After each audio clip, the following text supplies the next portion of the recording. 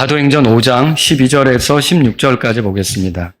사도들의 손을 통해 백성 가운데 많은 표적들과 이적들이 행하여지니 또 그들이 모두 다 한마음이 되어 솔로몬의 주랑 안에 있더라. 그리고 나머지 사람들 중에서는 감히 그들에게 연합하는 사람이 없었으나 백성은 그들을 칭송하더라. 믿는 자들이 더 많이 죽게 더하여지니 곧 남자들과 여자들의 무리들이더라. 심지어 그들이 병자들을 거리로 데리고 나와 그들을 침상과 자리에 누이고 베드로가 지나갈 때 최소한 그의 그림자만이라도 그들 중에 몇 사람에게 덮이기를 바라더라. 다 같이요. 주변 도시들에서 나온 무리들도 예루살렘에 와서 병자들과 부정한 영에게 시달리는 사람들을 데리고 오니 그들도 모두 고침을 받았더라. 아멘. 자, 12절에 사도들의 손을 통해 백성 가운데 많은 표적들과 이적들이 행하여졌다고 되어 있죠?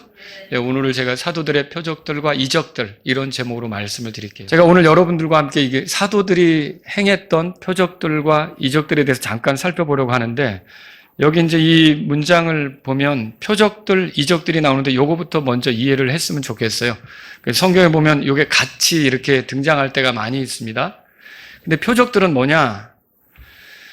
무언가를 보여주기 위해 나타난 일들을 얘기하는 거예요. 예를 들어서 저녁에 하늘이 붉다. 그러면 그 다음 날씨를 어떻게 예측하죠? 맑다, 좋다. 그렇게 아침에 그 하늘이 붉으면 그날 날씨는 어떻다고 또 예견합니까? 뭐 이렇게 좋지 않다고 이렇게 이제 생각을 하죠. 이처럼 무언가를 생각나게 하는 거, 무언가를 떠오를 수 있게 하는 거, 이런 것들, 그런 걸 위해 일어나는 일 있잖아요. 이거를 표적들 그렇게 말하는 거예요. 그래서 이제 여기 사도들이 행했던 표적들이란 이걸 볼 때 사람들이 하나님에 대해서 생각하게 되는 거예요. 이걸 볼 때 이게 인간의 어떤 한계를 초월해서 이런 일이 일어난 것 같다. 그러면은 우리 인간과는 다른 어떤 존재가 있겠다 생각할 수 있지 않습니까? 그리고 또 이게 이제 예수님의 이름으로 일어난 일이다 그러면 이런 일을 보면서 예수님이 실제하겠구나. 그리고 또 예수님이 특별한 분이시겠구나. 이런 생각을 가질 수 있게 만드는 일들 있죠. 이거를 표적들이다 그렇게 보시면 되겠죠. 그럼 이적들은 뭡니까? 말로 설명할 수 없고 잘 이해되지는 않지만 일어나는 놀라운 일들을 이적들 그렇게 말해요. 자, 예를 들면 모태로부터 다리를 걸었던 사람이 온전하게 된 사건 있잖아요. 그 사람은 무려 40년이나 넘게 그런 생활 속에서 있었거든요. 근데 어떻게 고침받았느냐? 뭐 의사가 치료한 것도 아니에요. 약을 쓴 것도 아니에요. 그냥 베드로가 한마디로 은과 금은 내게 없거니와 내게 있는 것으로 내게 주노니 나사렛 예수 그리스도 이름으로 일어나 걸으라. 아니 그 한마디에 이 걷지 못하던 사람이 펄쩍펄쩍 뛰고 막 그 좋아서 다니면서 이런 일이 벌어진 거죠. 이걸 의학적으로 어떻게 설명하죠? 설명할 길이 없죠. 근데 일어난 일입니까? 일어났죠. 이게 말로써 인간의 사고나 의학적으로 설명은 불가능한데 일어날 수 있는 이런 거 있잖아요. 이런 것들을 이적들이다. 이렇게 말할 수가 있는 거죠. 그래서 이 말씀을 통해 저는 여러분과 함께 사도들이 행한 표적들과 이적들이 뭘 보여주는지 그리고 그것의 결과는 뭔지 이 두 가지를 여러분에게 말씀을 드리려고 하는 거예요. 자, 첫 번째로 사도들의 손에서 행해진 표적들과 이적들은 뭘 보여주느냐? 한 몇 가지로 정리해 봤는데 첫 번째는 뭐냐면 하나님께서 성도들의 기도에 귀를 기울이신다. 이거를 보여주는 거예요. 자, 얼마 전에 이 교회는 위협 속에 있었어요. 그 교회를 위협하는 게 교회 밖에 있기도 하고 교회 안에 있기도 하다 그랬잖아요. 근데 그 교회 밖에서 교회를 위협하는 사람들은 누구냐? 사도행전 4장 보세요. 거기 보니까 1절에 뭐 제사장들과 성전의 경비대장들과 사두개인들 이렇게 나오죠. 또 5절에 뭐 치리자들과 장로들과 서기관들, 6절에 대제사장 안나스와 가야바와 요한과 알렉산더 및 대제사장의 친족 이 사람들이 함께 모여가지고 교회를 위협하는데 뭐라고 위협하느냐? 자, 예수님의 이름으로 말하지 말래요. 18절 다 같이 읽어보죠. 그리고 저들이 4장 18절입니다. 4장 18절 읽겠습니다. 그리고 저들이 그들을 불러 예수님의 이름으로 결코 말하지도 말고 가르치도 말라고 그들에게 명령하더라. 이게 그리고 17절에 이렇게 써 있어요. 엄히 위협하여 이제부터는 그들이 이 이름으로 아무에게도 말하지 못하게 하자. 이 사람들이 결정한 거예요. 이 이름은 누구 이름이에요? 예수님의 이름이죠. 자, 이게 이 사람들에게 주어진 위협이고, 우리는 이 초기 교회가 예수님의 증인으로서 예수님을 전하는 데 관심이 있고, 그게 그들의 일이라고 생각하는 거 아닙니까? 근데 그걸 못하게 막는 거예요. 이렇게 못하게 막았을 때, 그러면 이 사람들은 어떻게 했느냐? 이 사람들이, 이제는 접어. 그만해야겠어. 중단해. 이겁니까? 아니에요. 이 사람들이 이 사실에 대해서 듣고서는 어떻게 했느냐? 사도행전 4장 보세요. 거기에 보시니까 밑에 29절에서 30절.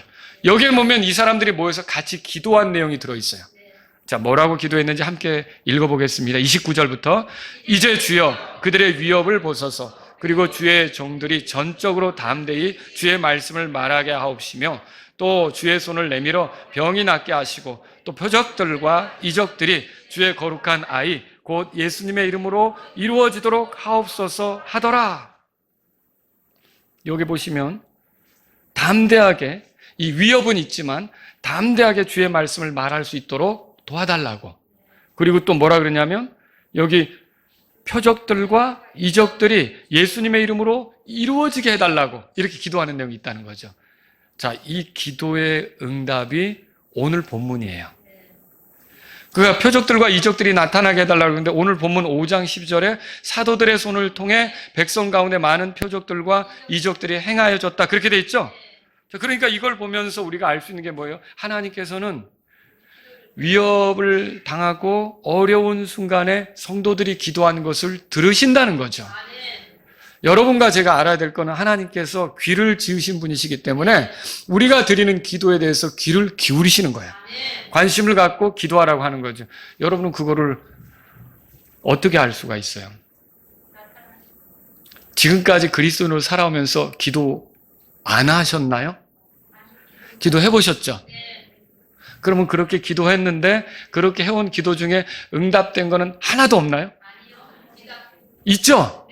여러분 확인하셨잖아요. 우리의 삶에서 우리가 기도하면 헛되지 않게 되는 거. 저는 놀랐어요. 우리 김모세 형제님 부부가 여기 오셨는데 죄송합니다. 설교 시간에 이름을 거명해서. 그런데 사실 우리가 방효일 목사님을 통해서 우리 형제님이 결혼하게 배우자를 만나게 기도해달라는 그런 그 요청을 제가 들은 적이 있어요. 그리고 그때 우리 교회가 같이 기도했어요. 근데 우리 교회 아내를 데리고 온 거예요. 그러면 이거 응답이 된 거죠? 응답이 된 거죠. 이게 하나님께서. 그러니까 하나님께서 우리의 기도를 들으십니까? 들으시는 거예요. 그래서 저와 여러분들이 어려울 때, 위기의 때 그냥 어떻게 하지 낙심하고 절망만 할 게 아니라 어떻게 되냐면 하나님께 기도하셔야 돼요. 우리 기도는 헛되지 않습니다. 하나님께 구하는 것은 하나님께서 들으시고 또 그대로 거기에 선하게 이렇게 이끌어주시고 인도하시는 거라는 거죠. 그 증거가 오늘 사도들 손을 통해서 행해진 많은 표적들과 이적들이었다라고 하는 거죠. 또 이건 뭘 보여주느냐? 하나님께서는 반대의 가운데서도 반대가 있잖아요. 이게 복음을 전하는 건 원래 사람이 도구이지 하나님 일이라는 거 믿으십니까? 이거 그렇게 하나님 일이라는 거 믿으세요? 복음 전하는 게? 혹시 전도를 내 일이라고 생각하는 거 아니에요? 나만의 일이라 그러면 못하죠. 근데 여러분이 복음 전하는 일은 하나님의 일이에요. 하나님이 원하시는 일이에요. 하나님은 아들 예수님을 십자가에 다시고 우리 죄값을 처리하시고 그리고 그분은 부활하게 하셔서 하늘에 올라가시게 한 뒤에 이제 그분을 믿으면 구원받으니까 그 소식을 알아야 되잖아요. 그 소식을 알리도록 예수님의 증인들을 보내는 거란 말이죠. 근데 이게 그러면 누구의 일인가? 여러분 이거 엄밀히 말하면 하나님의 일이에요. 우리는 뭐예요? 우리는 도구예요. 도구. 하나님이 쓰시는 그릇이란 말이죠. 근데 이게 하나님의 일인데 하나님의 일이 사람들이 방해한다, 사람들이 위협한다, 사람들이 못하게 한다 그래서 하나님의 일이 중단되겠느냐는 거예요. 절대로 그렇지 않다는 걸 오늘 이 말씀이 보여주는 거죠. 교회에서 제일 중요한 거는 어떻게 보면 경배예요. 하나님을 경배하는 건 이 땅에서만이 아니라 하늘에서도 할 거고 영원히 가는 거잖아요. 근데 영원히 가서 그 경배만 중요한 게 아니라 또 이 경배자들을 모으는 게 있어요. 이 경배자들을 모으는 게 뭐예요? 전도죠. 그렇죠? 우리가 복음을 전해서 구원받은 사람은 새로운 경배자가 되는 거 아닙니까? 근데 이것도 중요해요. 자, 경배는 영원히 해서 중요하지만 이 복음 전하는 거는 제한적이에요. 영원히 할 수가 없어요. 이건 딱 정해진 시간에만 해야 돼요. 우리가 사는 날 동안만 할 수 있는 거예요. 하늘에 가서 전도할 수 있어요? 하늘에 올라갔더니 예수님 전하라고 했더니 다 예수님 믿는 사람인걸. 하늘에 가서 전도한다 그러면 여러분이 뒷북치는 거예요. 전도는 하늘에서 하는 게 아니고 어디서 해야 돼요? 땅에서 해야 되죠. 그럼 여기서 전도를 하는데 이 전도가 내 일인 것처럼 생각됐지만 사실은 하나님의 도구로 내가 쓰임이 되는 거고 원래 하나님이 하시려고 하는 일이라는 거죠. 근데 이 일이 사람들의 방해로 틀어지겠느냐? 중단되겠느냐? 어려움이 생기겠느냐? 그렇지 않다는 걸 여기 이 말씀이 보여주고 있다는 거죠. 여러분, 이런 위협과 사람들의 방해에도 불구하고 하나님은 여전히 자신이 하시고자 하는 일을 하십니다. 오히려 사람들 중에는 호감을 가지고 오는 사람들도 있었고요. 관심을 갖고 이렇게 다가오는 사람들도 있었던 거죠. 그래서 여러분, 하나님을 막을 수 있는 게 있어요, 없어요? 없습니다. 여러분과 제가 하나님의 일을 할 때는 두려워할 필요가 없어요. 그게 내일이면 조금 걱정할 수 있어요. 근데 그게 하나님의 일이다. 그러면 두려워할 필요가 없다는 것이죠. 그래서 하나님의 일은 누구도 중단시킬 수가 없어요. 그리고 우리가 하나님의 도구가 된다면 우리의 일도 하나님의 도구가 된다면 중단될 수 없습니다. 그러니까 초대교회가 계속 복음 전하는 일에 이렇게 열심을 내고 담대하고 표적들과 이적들이 나타나면서 열매가 나타나고 이런 일이 벌어진 거죠. 그래서 이 말씀은요, 방해도 하나님을 꺾을 수는 없다. 하나님의 일을 막을 수는 없다. 중단시킬 수는 없다. 이걸 보여주고 있는 거예요. 세 번째는 뭘 보여주느냐면 하나님께서는 순결한 교회를 도구 삼으신다는 거죠. 사도행전 4장에는 교회를 위협하는 외부의 적들이 있다고 그랬죠? 근데 사도행전 5장으로 넘어가면서 교회를 위협하는 내부의 적들을 보여줘요. 자, 내부의 적들은 뭡니까? 성도들의 죄예요. 성도들의 죄가 교회를 더럽힐 수 있는 거예요. 그러니까 내가 예배는 드리고 있지만 죄 문제를 해결하지 않으면 계속 교회는 오염된 상태에 있을 수도 있는 거죠. 여러분, 초기 교회의 기도, 헌신 이런 걸로 분위기 좋았어요. 지금 베드로하고 요한이 위협을 당하고 풀려났잖아요.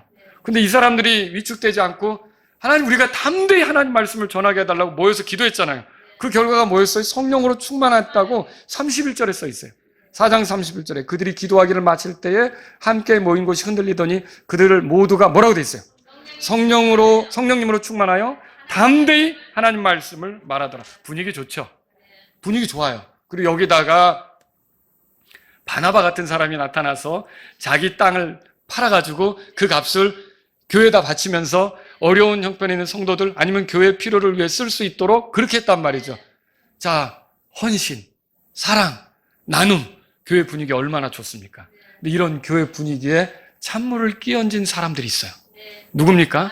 아나니아와 삽비라 부부였어요.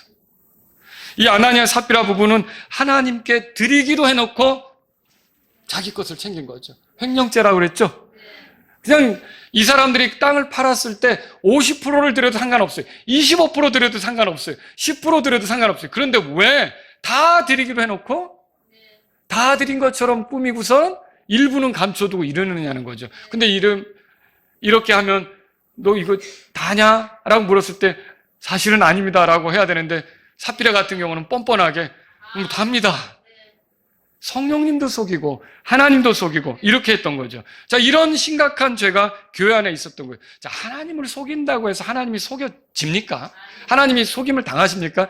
사람들은 당할 수 있어요. 저도 당한 적이 있어요. 인생을 살면서 여러 사람들한테 당하더라고요. 이 예배당의 마이크 시스템이 왜 이렇게 안 좋았었던 적이 있었는지. 마이크만 생각하면 설교에서 새소리가 나고 또 뭐 이렇게 그런 때가 있었어요. 그런데 어떤 분이 한 오후 5시쯤 우리 예배당으로 찾아온 거예요. 찾아와가지고는 이 가까운 여기 이사 왔다는 거예요. 아파트, 올림 아파트에. 그러면서 자기가 대한항공? 뭐 이런 데 다니는데 교회를 찾고 있는 중이라는 거예요. 그러더니 쭉 둘러보더니 여기 음향시설이 어떤가 하더니 이 마이크 시설을 좀 봐주겠다는 거예요. 근데 그 당시에 저는 마이크 때문에 스트레스를 받고 있었거든요. 그러니까, 그러세요? 라고 했더니 딱 앰프를 켜달라고 열고, 그다음에 막 볼륨을 올렸다 내렸다 뭐 하면서, 마이크 테스팅 어쩌고 하면서, 그런데 이게 소리가 좋아지려면 여기에 중요한 부품이 필요합니다. 그렇게 얘기를 하는 거예요. 우리가, 그러면 그 부품을 사야 된단 말입니까? 사야 된다는 거죠. 그런데, 그래도 지금 당장 뭐 많은 돈이 있는 것도 아니고, 이거 사무실에 이렇게 조금 이렇게 모아놓은 뭐 한 10만 원 정도? 이렇게 있었어요. 10만 원 조금 넘게. 그랬더니 이제 이분이, 그거면 살 수 있다는 거예요. 그런데, 그래요? 제가 이제 복음을 전했니까 이 사람이, 그렇다고. 수긍도 엄청 잘해요. 너무 반갑잖아요. 그래서 그 사람에게 그러면, 근데 저 혼자 저기 있는 게 아니라 김선 목사님 같이 계셨어요. 김 목사님 이 사람을 따라가라고. 이 사람이 이걸 사온다니까. 하고 이제 돈을 김 목사님에게 이제 줘서 같이 보낸 거예요. 그리고서 이제 같이 가면서 그 사람이 사는 걸 받아가지고 같이 와서 이거 고치게 하자고. 그랬는데 그 사람이 떠난 다음부터 마음이 불안한 거예요.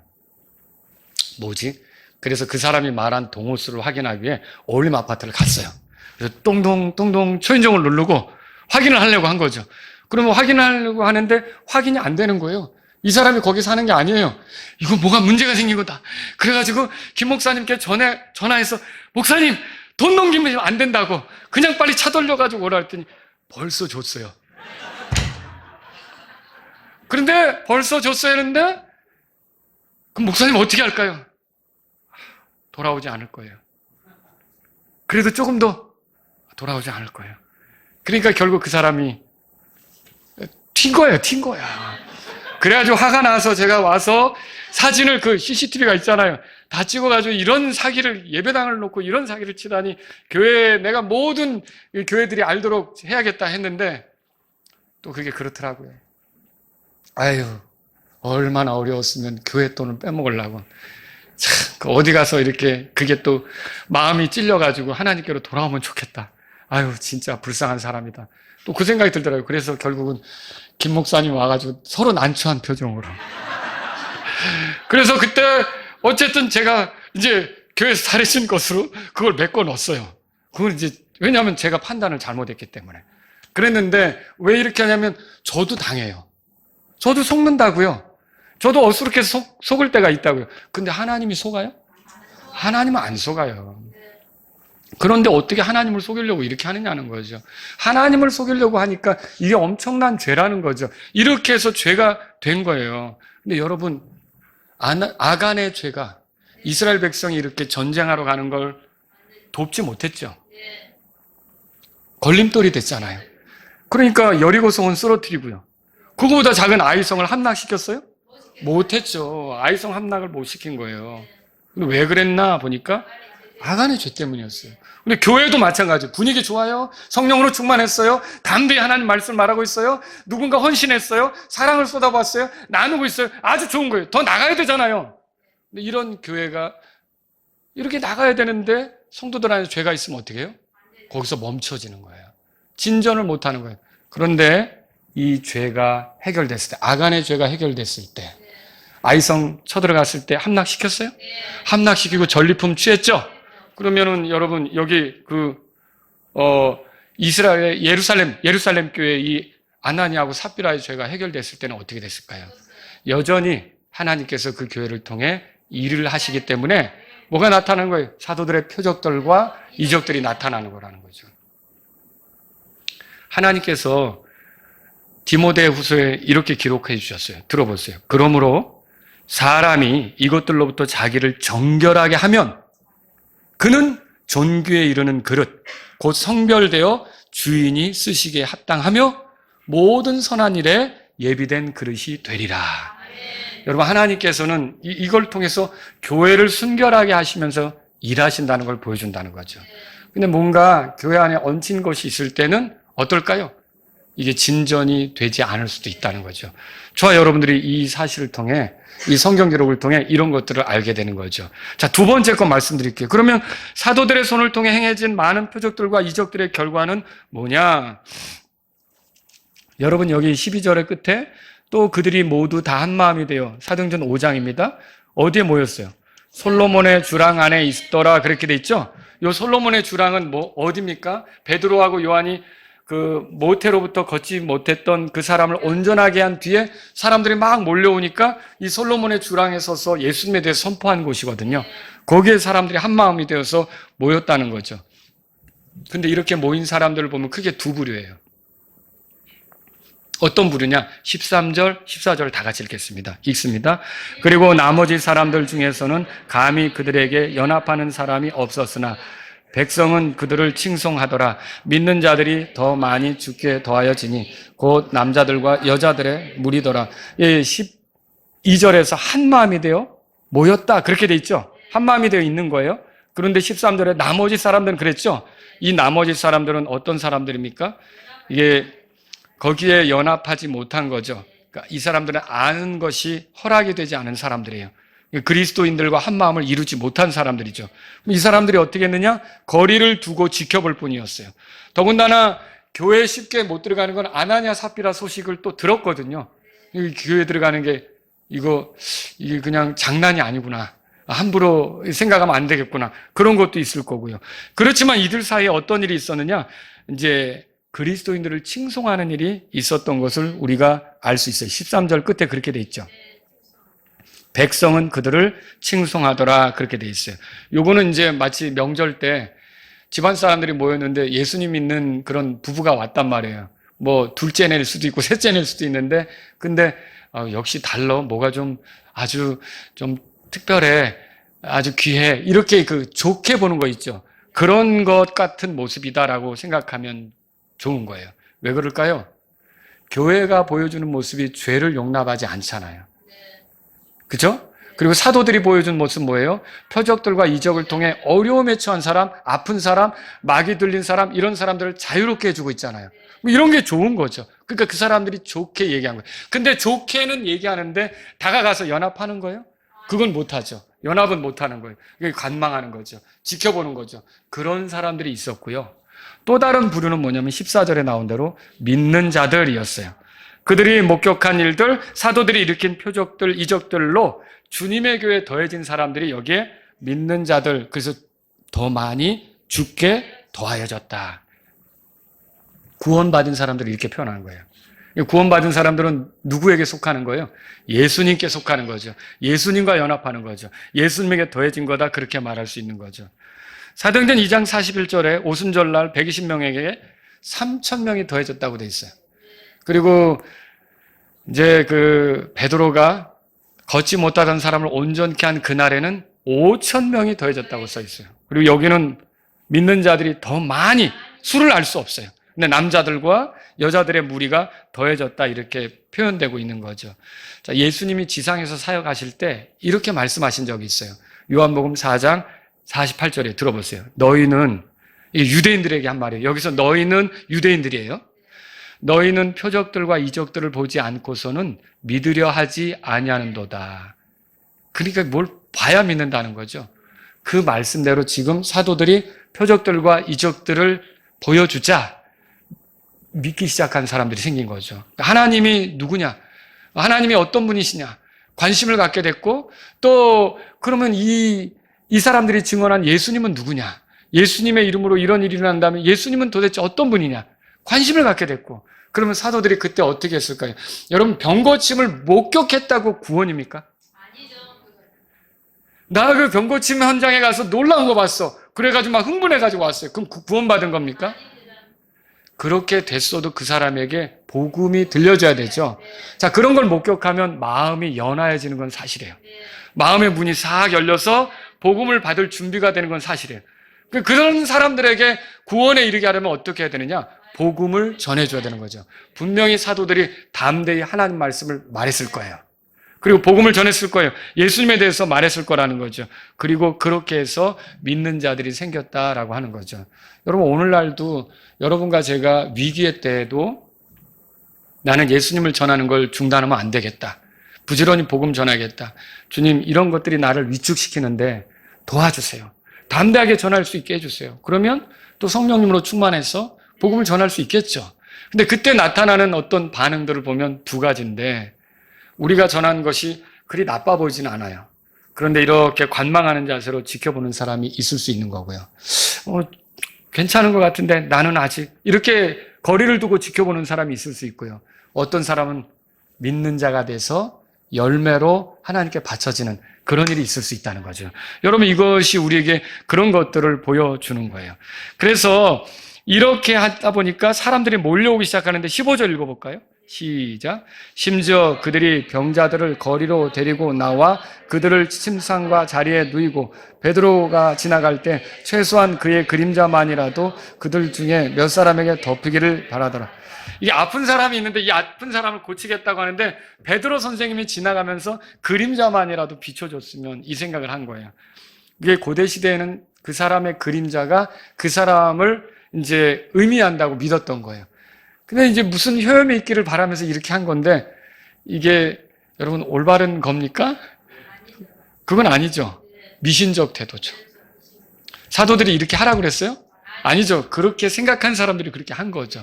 그렇게 할 정도로 이거 정말 이 사도들이 행하는 게 대단하구나 이런 인식이 있었던 거죠. 그림자라도 지나가면 뭔가 낫는 일, 새롭게 되는 일이 생기지 않을까 이런 생각을 한 거죠. 그래서 이 사람들은 영적인 그 하나님을 이런 방식으로 해도 경험하려고 몸부림을 쳤던 거죠. 근데 방법은 잘못된 거죠. 여러분, 이게 미신적으로 우리가 하나님께 접근하는 건 옳지 않습니다. 우리가 하나님을 찾을 때는 항상 기록된 말씀의 근거에서 찾아야 됩니다. 여러분, 미국에는 그런 설교자들도 있어요. 방송 설교를 하는데 갑자기 화면에 손이 커져요. 자, 여러분 무슨 문제가 있습니까? 제 손에 여러분의 손을 대시고 기도하십시오. 그럼 브라운관으로, 화면으로는 어때요? 그 사람 손이 나오잖아요. 그러니까 앉아있다가, 어이구, 저리 가가지고 거기다 손을 대고서 같이 기도하려고 그래요. 그거야말로 미신적인 거예요. 기독교는 그런 겁니까? 아니죠. 근데 그런 엉뚱한 것을 가르치는 목사들이 있다는 거죠. 여러분, 기독교는 미신적인 것이 아닙니다. 사도들이 행한 표적들과 이적들은 하나님으로부터 온 권능이 분명하다는 거죠. 그래서 여기 16절에 보세요. 주변 도시에서도 많은 사람들이 몰려왔다는 게 써 있어요. 읽어보겠습니다. 주변 도시들에서 나온 무리도 예루살렘에 와서 병자들과 부정한 영들에게 시달리는 사람들을 데리고 오니 그들도 모두 뭐라고 돼 있어요? 예, 모두 고침을 받았죠. 자, 오늘 1차 진료, 내일 또 한 번 더 오세요. 2차 진료하겠습니다. 이거였어요? 저기 할렐루야 무슨 기도원인가 거기 성령 수술한다는데 1차 수술, 2차 수술, 3차 수술 하더라고요. 근데 예수님은 그렇게 하시지 않으셨어요. 그분의 권능이 나타나면 그냥 끝납니다. 그렇죠? 완전하게 해결되는 거죠. 많은 사람이 와서 고침받은 것을 우리가 성경을 통해 보는 거죠. 여러분, 오늘 우리가 살펴본 이 짧은 말씀은 우리에게 여러 가지를 가르쳐 줍니다. 기억하시길 바라면서 말씀드릴게요. 첫 번째 뭐냐면 방해가 많으면 할 수 없다. 그 생각을 하지 말라는 거죠. 하나님을 신뢰한다면 위협 속에서도 담대히 복음을 전할 수가 있습니다. 우리의 힘, 우리의 지혜는 분명히 한계가 있습니다. 또 우리는 부족한 사람이며 실수할 수 있는 사람들입니다. 그런데 하나님을 신뢰하면 하나님이 우리를 도구 삼으실 때 여전히 열매가 나타나는 일이 있을 수 있다는 거죠. 그러니까 방해로 주저앉는 것은 맞습니까? 아니죠. 이게 마땅히 해야 될 일이라면 방해가 있어도 우리는 해야 합니다. 근데 어떻게 하느냐? 하나님을 신뢰하면서 해야 합니다. 그리고 하나님을 신뢰하는 표시는 뭡니까? 기도죠, 기도. 하나님을 신뢰하는 표시는 하나님께 도움을 구하는 거죠. 이 초기 교회 성도들은 이제 그 밖으로부터 오는 위협이 있다고 해서 위축돼가지고 주저앉고 이제는 접어 못해 이게 아니라 하나님 우리를 도와주셔서 담대히 하나님 말씀을 말할 수 있게 해주십시오. 표적들과 이적들이 나타나게 해주십시오. 기도했잖아요. 누구를 신뢰하는 겁니까? 하나님을 신뢰하는 거죠. 여러분과 제가 하나님을 신뢰하는 표시는 기도로 나타나는 거예요. 그러니까 우리의 삶에서 힘든 것이 생기고 어려운 것이 생길 때 그냥 어깨 늘어뜨리고 힘들다 이러고 있을 게 아니라 하나님을 신뢰하는 표시를 보여드려야 되는데 그건 그때 무릎 꿇는 거예요. 그때 하나님을 찾는 거예요. 그때 하나님께 기도하면 주님은 충분히 우리의 도움이 되십니다. 하나님은 우리의 돕는 분이라고 했고요. 때를 따라 돕는 은혜를 얻기 위해 은혜 왕자로 담대히 나아가라고 우리에게 권하고 있어요. 우리가 그런 하나님을 믿는다면 방해 때문에 이게 마땅히 할 일인데, 이게 주님의 일인데, 이게 주님의 뜻인데 그 방해 때문에 내가 돌아설 게 아니라 주님을 신뢰합니다. 도와주십시오. 힘이 되어주십시오. 나는 부족합니다. 한계가 있습니다. 모자랍니다. 그러나 주님의 일인 만큼 주님의 권능으로 표적들과 이적들이 나타난 것처럼 우리에게도 주님의 권능이 드러날 수 있지 않습니까? 그 주님의 권능으로 이 일을 해낼 수 있게 도와달라고 기도하셔야 된다는 거죠. 그리고 성도들도 마찬가지. 여러분이 지체들을 상담할 때 그런 경우도 있잖아요. 찾아왔는데 이게 주님의 뜻인 건 아는데 어렵다, 힘들다, 못하겠다, 위축될 수 있잖아요. 그럴 때는 어떻게 해야 돼요? 주님을 신뢰하자고, 같이 기도하자고, 기도하겠다고, 용기를 내라고. 그래서 주님을 신뢰할 수 있도록 도와주는 거죠. 이게 필요한 거라는 거예요. 두 번째로 말씀드립니다. 방해가 많아도 하나님께서는 일하신다고 믿으셔야 돼요. 사람들이 위협한다고 해서 하나님께서 자신이 하시고자 하는 일에 망설이시나? 그렇지 않죠. 중단하시나? 그렇지 않죠. 하나님은 자신이 하실 일을 계속 하시는 거예요. 여러분, 우리가 사람에게 많은 계획이 있어도 주의 뜻, 그것만이 선다는 거 알죠? 사람들이 아무리 방해하고 힘들게 해도 주님의 뜻, 그것만 서는 거예요. 그리고 욥기 41장 10절에 보면 하나님이 그렇게 말씀하시죠. 누가 내 앞에 설 수 있겠느냐? 누가 나하고 맞짱 뜰 수 있겠느냐? 누가 나를 가로막을 수 있겠느냐? 누가 내가 하는 일을 못하게 할 수 있겠느냐? 있다는 말이에요? 없다는 말이에요? 없다는 거죠. 이런 하나님을 믿으면, 이런 하나님의 일을 하고 있으면 여러분과 저는 좌절할 게 아니라, 어려움에 낭망할 게 아니라 주님을 신뢰함으로 나가셔야 돼요. 힘있게 나가셔야 돼요. 시대가 바뀌고 환경이 바뀌어도 하나님의 일은 계속되는 거예요. 어떤 방해자가 나타나도 하나님의 일은 계속되는 거예요. 그래서 예를 들어 봅시다. 사울이 그렇게 예수님 믿는 사람들을 잡으러 다닌다고 했는데 그럼 하나님의 일이 중단됐습니까? 예루살렘에 핍박이 있다고 해서 하나님의 일이 중단됐습니까? 핍박이 있으면 흩어져가지고 전했죠? 사도행전 8장에 가보세요. 사도행전 8장에 써보세요. 펴보세요. 사도행전 8장에 1절에 사울이 그의 죽음에 동의하더라. 누구의 죽음에요? 스데반의 죽음에. 그리고 그때 예루살렘에 있는 교회 뭐라고 돼 있어요? 큰 핍박이 있었으니 사도들 외에는 그들이 모두 유대와 사마리아 전 지역에 널리 뭐라고 돼 있어요? 흩어져서 모였어요. 4절 다 같이 읽습니다. 그러므로 널리 흩어진 자들이 각처로 가서 뭐라고 돼 있어요? 그러면 하나님의 일은 중단된 겁니까? 포기된 겁니까? 아니라는 거죠. 이렇게 사람이 가로막아도 하나님의 일은 계속될 수밖에 없어요. 그러니까 여러분들이 내가 이게 하나님의 일이다, 하나님이 기뻐하신다 그러면 하나님의 일이 중단될 수 없다는 걸 알고 계속 여러분들이 나아가시기 바랍니다. 시도하시기 바랍니다. 세 번째로 드리고 싶은 말씀이 이거예요. 방해 속에서도 믿는 자들이 생겨날 수 있다는 거죠. 누가 믿겠어? 이렇게 다들 목소리 높여서 방해하고 있는데 아니라는 거예요.